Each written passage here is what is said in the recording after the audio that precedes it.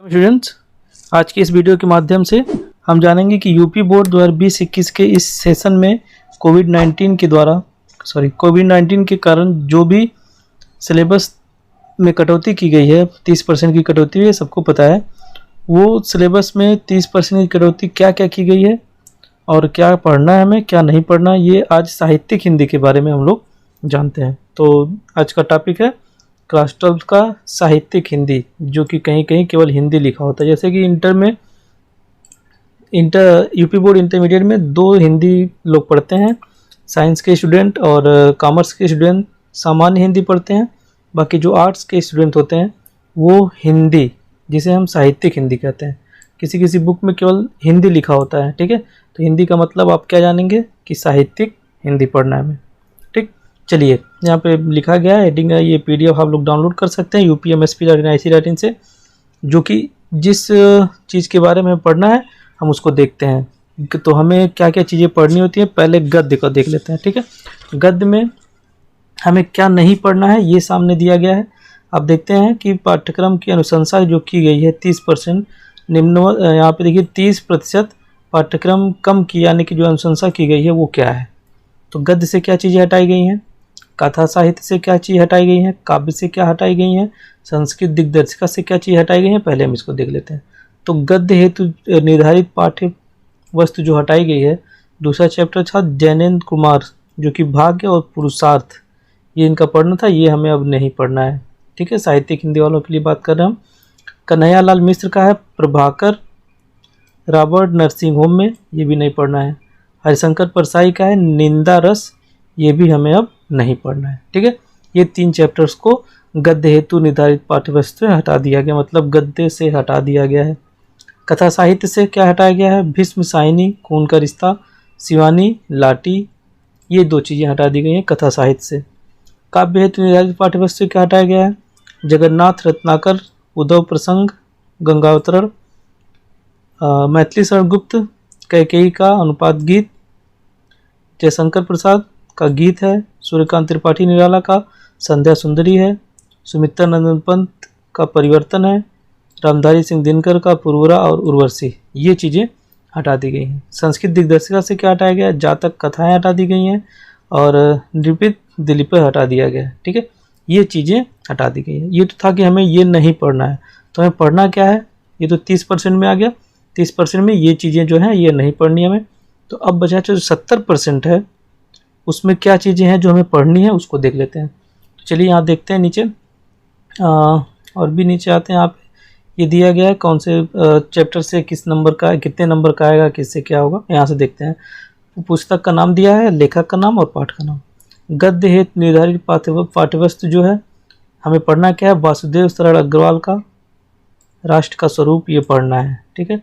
Doctor Hazari Prasad Dwivedi का है अशोक के फूल, ये भी हमें पढ़ना है। पंडित दीनदयाल उपाध्याय का सिद्धांत और नीति के संपादित अंश, ये भी हमें पढ़ने हैं। प्रोफेसर जी सुंदर रेड्डी का है भाषा और आधुनिकता, ये भी पढ़ना है। डॉक्टर एपीजे अब्दुल कलाम का है तेजस्वी मन के संपादित अंश, ये भी हमें पढ़ना है, ठीक। ये तो हो गया गद्य की बात। अब आते हैं पद्य पे, पद्य का मतलब काव्य पे आते हैं।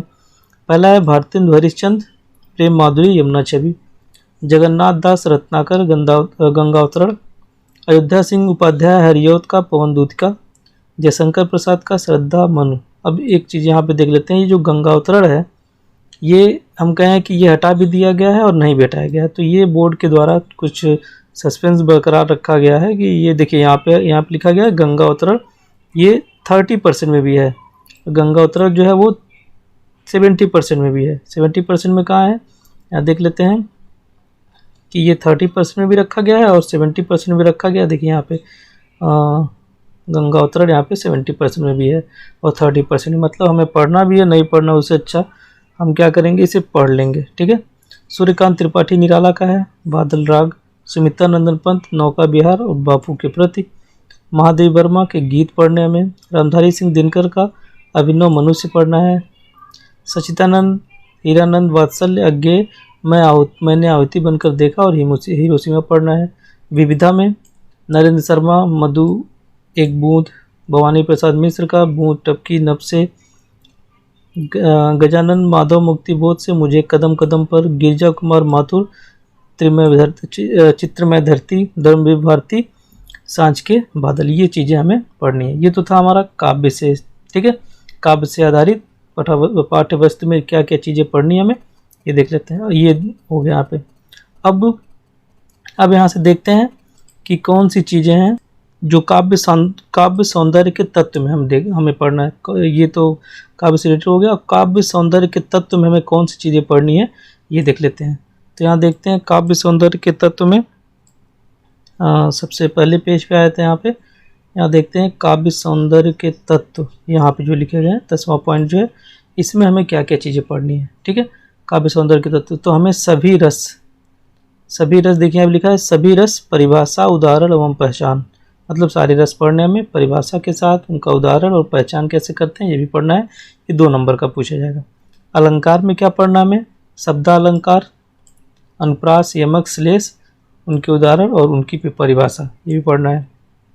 अर्थालंकार में उपमा, रूपक, उत्प्रेक्षा, संदेह, भ्रांतिमान, अनन्वय, प्रति, दृष्टांत तथा अतिशयोक्ति, परिभाषा एवं उदाहरण सहित ये भी पढ़ना है, ठीक है।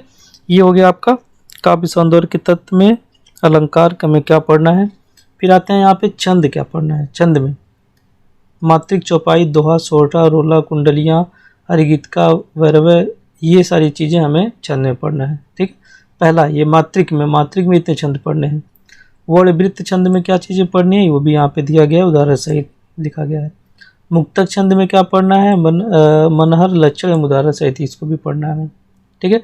निबंध में क्या चीज़ें पूछी जाती हैं, निबंध में हमें जनसंख्या के ऊपर निबंध पूछा जाता है, पर्यावरण के ऊपर पूछा जाता है, स्वास्थ्य, शिक्षा आदि से जानकारी युक्त निबंध पूछे जाते हैं, ठीक है। तो ये तो हो गया आपका कि काव्य सौंदर्य के तत्व में हमें क्या क्या चीज़ें पूछी जाएंगी, ठीक है।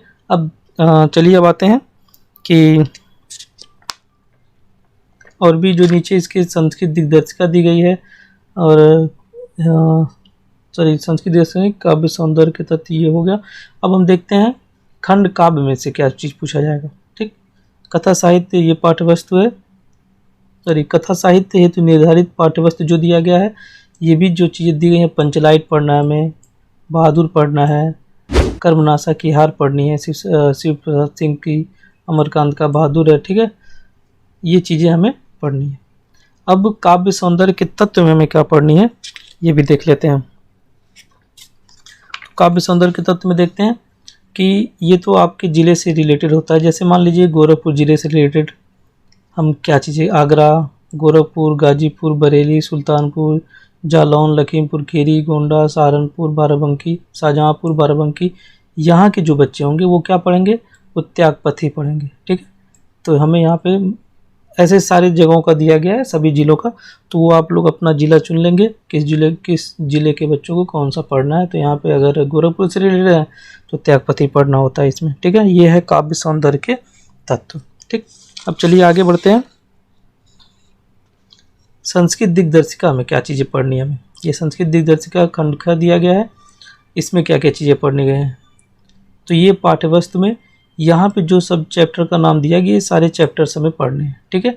इसमें भी व्याकरण दिया गया है, अभी हम व्याकरण के बारे में बता दे रहे हैं। इसमें व्याकरण में क्या क्या चीज़ें पूछी जाएंगी ये भी देख लेंगे हम, कि जैसे भोजस्य नारदम, संस्कृत भाषायाम महत्वम, आत्मज्ञ एवं सर्वज्ञ, ऋतुवर्णम, महर्षि दयानंद, सुभाषितानि रत्नानि, महामना मालवीय, पंचशीलस्य सिद्धांता, दूतम वाक्यम, ठीक है, दूत वाक्यम, ये चीज़ें हमें पढ़नी है किसमें, संस्कृत दिग्दर्शिका में ये चैप्टर हमें पढ़ने हैं, ठीक है। अब इसमें व्याकरण के बारे में जान लेते हैं, संस्कृत दिग्दर्शिका के व्याकरण में क्या चीज़ें पूछी जाएंगी। तो इसके लिए भी हम चलते हैं सीधे पेज नंबर 1 पे, जहाँ पे दिया गया है संस्कृत दिग्दर्शिका में हमें क्या क्या चीज़ें पढ़नी है। तो संस्कृत दिग्दर्शिका के व्याकरण में क्या पढ़ना है, तो संस्कृत व्याकरण यहाँ पे लिखा है क्रम संख्या 13 एवं 14 से वैष्णवी प्रश्न पूछे जाएंगे। मतलब प्रश्न नंबर 13 और 14 जो होंगे वो संस्कृत व्याकरण से रिलेटेड होंगे, और उसमें क्या क्या चीज़ें पूछी जाएंगी, उसमें संधि पूछा जाएगा, जितने संधि पूछे जाएंगे, स्वर संधि में कौन से संधि होंगे पूछे जाएंगे, ये पूरा यहाँ पे दिया गया है। आप लोग PDF डाउनलोड करके देख लीजिएगा और बुक पे टिक कर लीजिएगा। व्यंजन संधि में, स्वर संधि में क्या चीज़ें पूछी जाएंगी, व्यंजन संधि में क्या चीज़ें पूछी जाएंगी और विसर्ग संधि में क्या चीज़ें पूछी जाएंगी, ये सब कुछ यहाँ पे दिया गया। ये तो हो गया संधि की बात। अब ये ख है समास। समास में हमें क्या पढ़ना है, अव्ययी भाव, कर्मधाराएं, बहुब्रीहि समास, ये तीनों समास पढ़ने हैं। ठीक है। शब्द रूप संज्ञा में और सर्वनाम में, ये शब्द रूप बनाने के लिए आता है, ये हमें पढ़ना है संज्ञा सर्वनाम का। धातु रूप लट, लोट, विदलिंग, लट, एम, लिट, लकार, ये पढ़ना है हमें।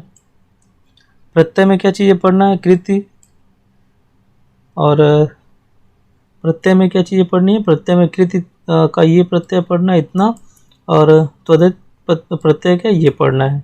विभक्ति परिचय भी दिया गया यहाँ पे, कौन से विभक्ति परिचय पढ़ने हैं। ठीक। और लास्ट में पूछता है कि हिंदी वाक्यों का संस्कृत में अनुवाद, 2 वाक्य होता है, उसको संस्कृत में अनुवाद बनाना होता है। और ये भी देख लेते हैं कि खंड काव्य से पूछे जाने प्रश्न कैसे होते हैं, किन किन प्रश्नों को पूछा जाता है खंड काव्य से। तो यहाँ पे पॉइंट नंबर 7 देखते हैं कि खंड काव्य से क्या पूछते हैं। खंड काव्य की विशेषताएं पूछी जाती हैं, पात्रों का चरित्र चित्रण पूछ लिया जाता है, प्रमुख घटनाओं पर आधारित प्रश्न पूछ लिए जाते हैं जो कि 5 नंबर्स के होते हैं, और ये मैक्सिमम 80 शब्दों में लिखना होता है इनको। ठीक है। तो वीडियो देखने के बाद आप अगर पूरी तरह से समझ में आ गया है कि क्या चीज़ें हमें पढ़नी है इस सेशन में, क्या चीज़ें नहीं पढ़नी है, तो वीडियो को लाइक ज़रूर करिएगा और वीडियो को शेयर करना भी मत भूलिएगा, ताकि जो बच्चे आपके संपर्क में हैं वो भी जान सकें कि 2020-21 के सेशन में कौन से चैप्टर्स को हटाया गया है, किस टॉपिक को हमें पढ़ना है, किसको नहीं पढ़ना है। ठीक है। ये